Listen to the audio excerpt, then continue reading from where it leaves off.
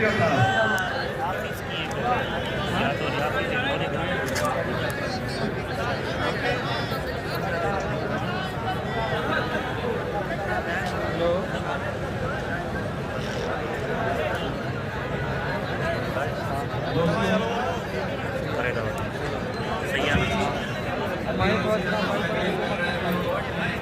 एक शेर पढ़ा कारुंजरजी गोरम पे तो मीरो पीलो मोर नचे, ये शेर और गालिबन ये उसकी पहली शायरी है, फर्स्ट पोएम है उसका जो उसने लिखा था।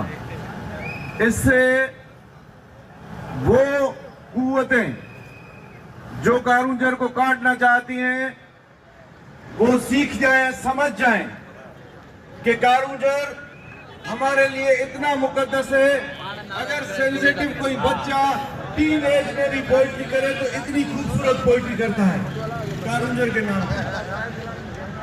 मैं मुस्लिम हूँ, जो दोस्त हमारे दीवान हैं वो अगर अपने बुतों को पूछते हैं तो वो उस पत्थर को भी इतना मुकद्दस मानते हैं जो कारुंजर में लगा हुआ है।